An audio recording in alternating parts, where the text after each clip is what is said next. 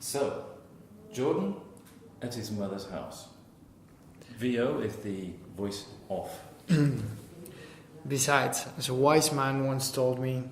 So, Peter Luger State House, night. As waitress serves sizzling ribeyes, Jordan and Denise share wine with Danny Porosh and his wife Lisa.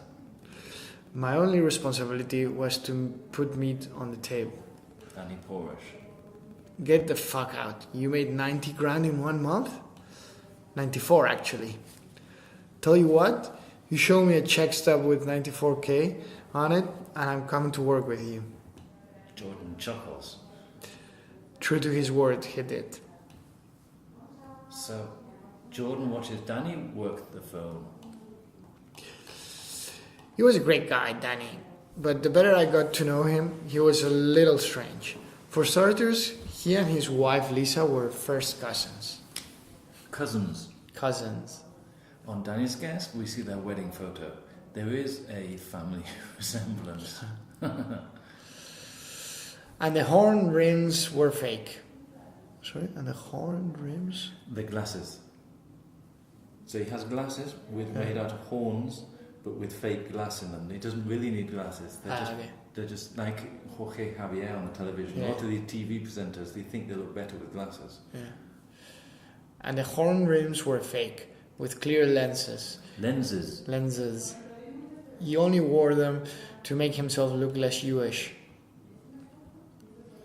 Worst of all was, since the market crashed, he blew all his money doing coke, which had started to affect his nervous system. Blew all his money. He blew all his money doing coke. You can even do... Blew all his money. You can even do here, it's called the weak H. The weak H is the her, his, him, hers, all of these things. It's not just Cockney out of London. A lot of people do it. Blew all his money. I'm taking away that H, taking away the H, then you can do the liaison between the L and the is. All his money. Blew all his money. That's it. That just makes you sound less like an English class. It's very common in most dialects of English, including American. Okay. So, in the men's room, Danny opens a vial of Coke. Now, whenever he'd do it, his face would contort into this bizarre frozen mask like the Phantom of the Opera. That sounds a bit boring, okay? Yeah. We're getting stuck in the mud. You need to think about what you're saying. You need to imagine his face. So when you say it, imagine you're telling this story to your little children, okay? You can't just say, it was like the Phantom of the Opera. No, you have to, give it a bit of something. Now, whenever he'd do it, his face would contort into this bizarre frozen mask like the Phantom of the Opera. Yeah, now you don't like it, it's nasty. Danny does a blast, his jaw twitches, then his facial muscles contort, locking up like a stroke victim. On the bright side, he was a loyal friend and an awesome salesman who transitioned into the penny stock business quickly. Jordan and Danny worked the phone side by side. So quickly that I made him my minority partner and started my own firm, Stratton Oakmont. You didn't do this well enough. I'm still stuck. Okay, so quickly. Hang on a second. It's so, he did it so quickly that you made him minority partner and you started your own firm. So you got so quickly, then you got that I made him my minority partner, then you got the third thing, which is I started my own firm. Imagine if you started your own bank.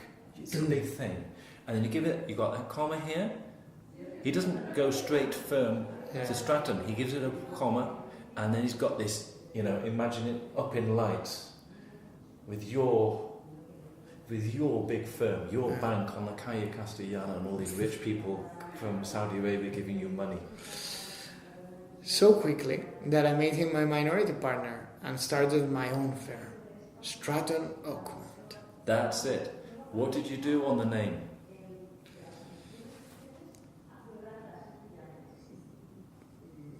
Read it slower. You did it slower and you drew out the second one and you went down. No. That's good. That's what we want. But I want you to know what you're doing so that you can do it when you want. And when you're having a bad day and your brain's not thinking about it, you can still apply it technically. Because a lot of people say, if I get started and I have a good day and off I go, then everything's cool. And I say, you need to be able to do this shit when you're having a bad day. My casting was at 9:30 on Monday morning and I was asleep, and you still need to be able to be at least applying the technically the things, even if you don't feel them. Yeah. So it's good for you to know what you're doing. There was much better. So, Stratton Oakmont, no? Auto Body Shop. It's the Auto Body Shop, no? Jordan and Danny pull up to a defunct auto body shop. What's an auto body shop? Sorry. Automobile, for a car in American. And the body shop is where they'll be doing work on your paint.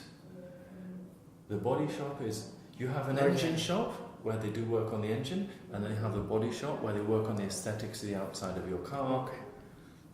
I don't know if you've seen these programs on the TV where they get old American cars and they make them look cool, that sort of thing. Which has for lease sign on the window. Actually, we had no choice.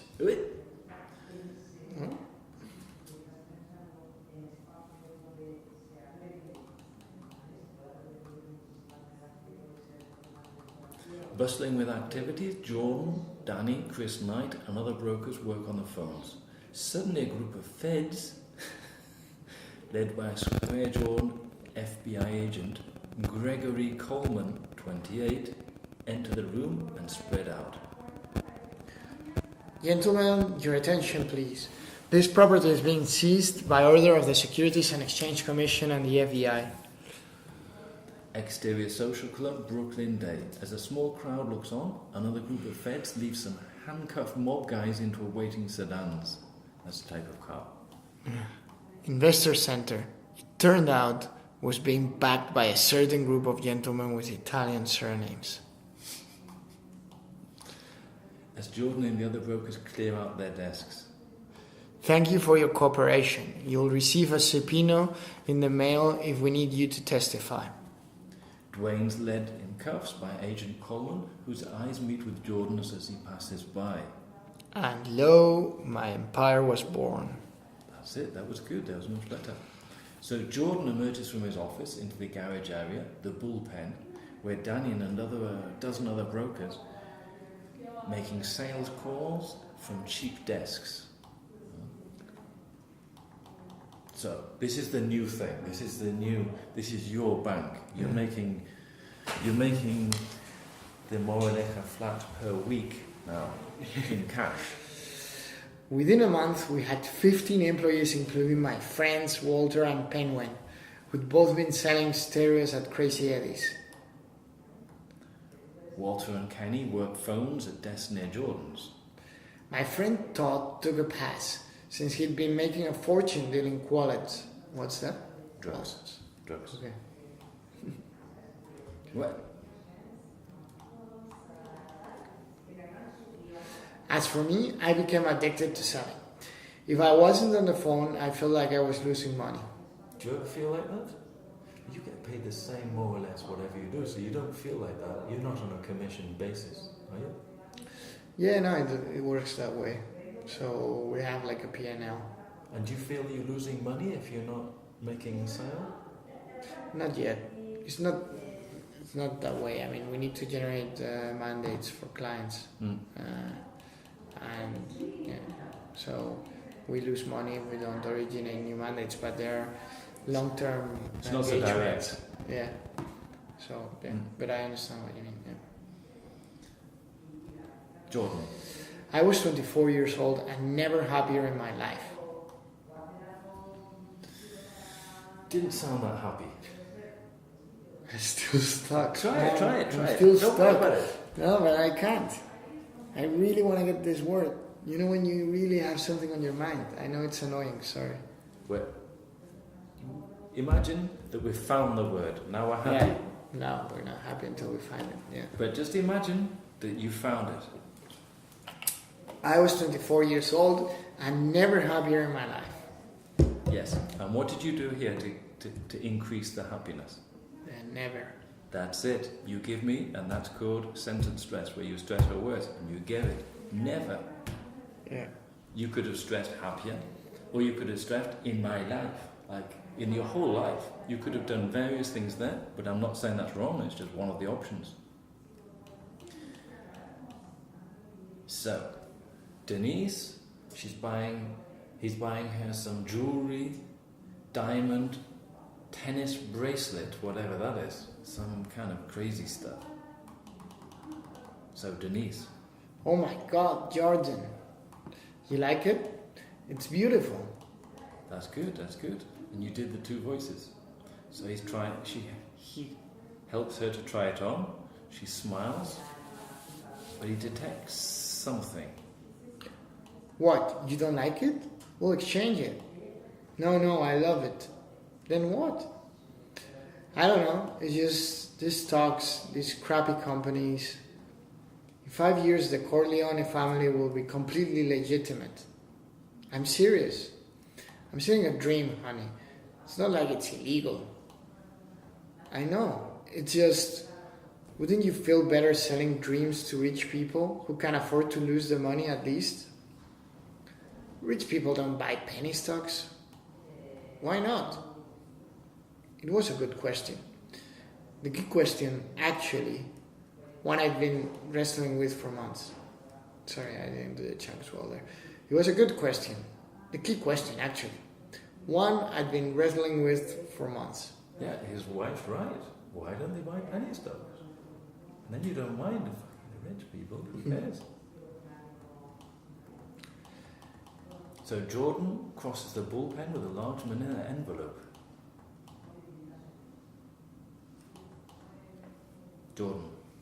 I'd been purchased leads from Dun & Bradstreet, a verified list of investors earning over $300K a year.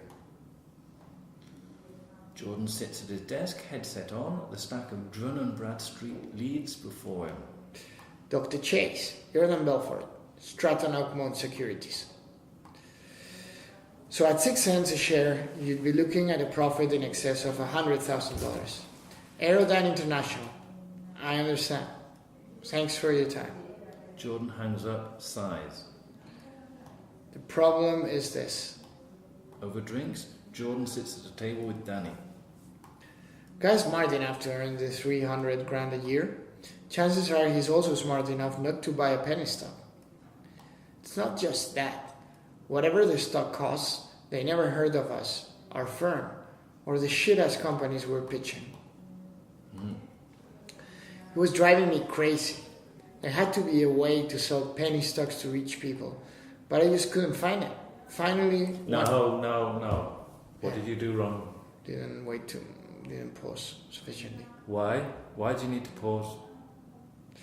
Because, like the eureka moment. The eureka moment, and you fucked it up. Yeah.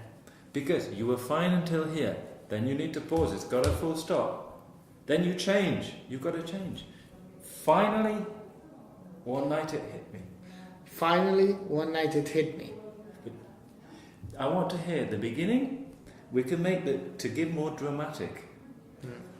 To give a more dramatic hit when we have the eureka moment, we're going to give no anticipation of the eureka moment. We're going to it's terrible, I couldn't work it out, it's really bad, I couldn't remember this voice coach charisma thing, it was terrible. Then suddenly I got it. Okay, so you can't anticipate the change. Yeah. You have to be really bad, then pause, and then suddenly, bingo. Okay? Try that again. It was driving me crazy. There had to be a way to sell penny stocks to rich people. But I just couldn't find it. Finally, one night it hit me. So, Jordan sits alone, half watching a commercial on TV. A dad taking pictures of his son riding a bike. Would you trust these moments to anyone but Kodak? Trust? Jordan's eyes go wide. A brainstorm. I picked out a lead, a guy named Spears who owned a trucking company in Minnesota. I called, introduced myself, then sent him some information about Stratton. On my follow-up call, a week later, I gave him my pitch. Jordan sits at his desk. Fastman Kodak. Jordan. No, Eastman. Sorry. Eastman, yes. It's Eastman Kodak. Sure. the manufacturers of Kodak film. Instead of pitching him a stock he'd never heard of, I hooked him with a blue chip, something everybody'd heard of. 500 shares? Yes, sir. Thank you. Now we had a relationship. As far as he was concerned, I was a legitimate broker repping A-list companies. Precisely 12 days later, I called him back. Or we can do the week H and say, I called him back. that's it. And that just sounds slightly more fluid. You don't have to speak like that. If you were speaking very formally, you can say, I called him back. Or if you want to emphasize, you wouldn't do these contractions. But I think it's good for Spanish people who are not necessarily aware of when to use a contract. They just don't use them because you speak like an English class. And it's good for you to have that option and to use it when you want. So the next time you see it, I want you to do it. And I'll try and point out when you're doing it. So then you can say, I want to do it here, not here, depending if you're speaking to the senior partner or just normal. Average Joe. Average Joe. Mr. Spears, Jordan Belfort, how are you today? That's it. And you did the how are you today? You did the liaison. So Can't complain. How's the weather up there in New York?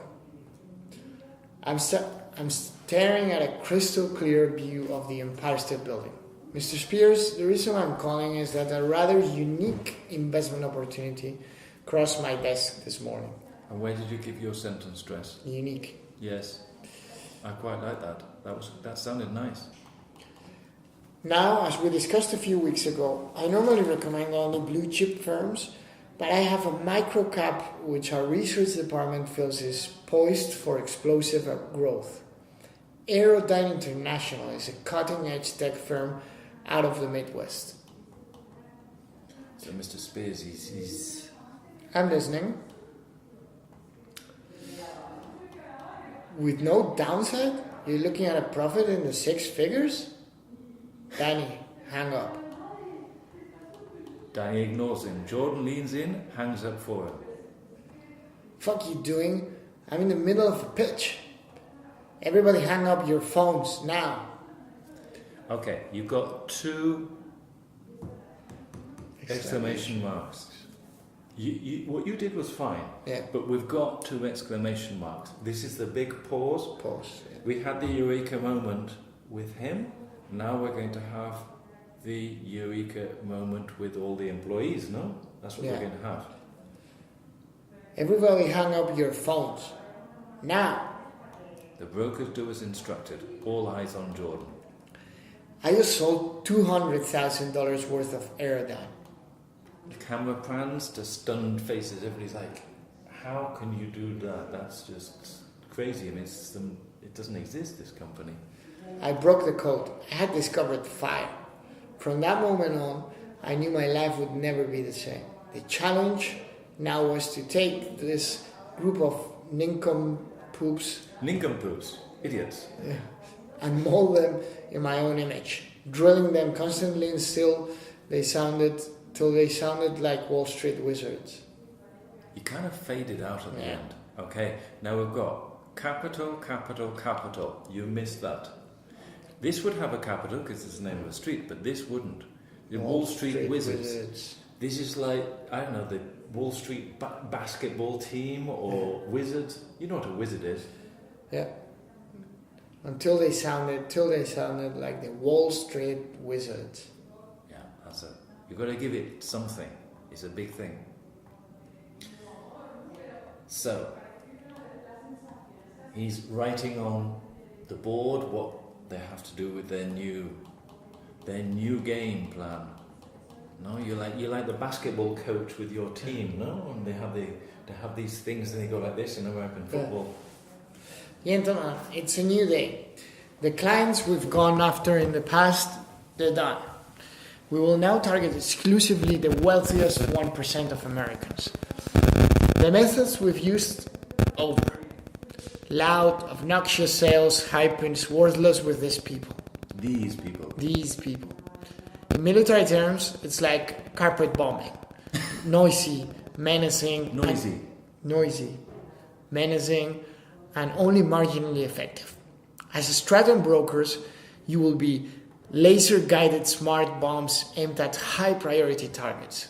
You will establish an initial relationship with your clients selling only blue-chip stocks. Then, and only then, will you attempt to sell the pink sheets, where the real money is. There will be no yelling, there will be no browbeating. What there will be is cool and calculated logic. Now, the key to every sale is this.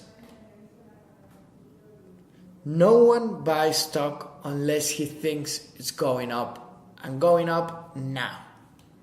You must convince your client to buy before the takeover happens, before the lawsuit is settled, before the patent is granted. If he says, I'll think about it and call you back, it's over. You're dead.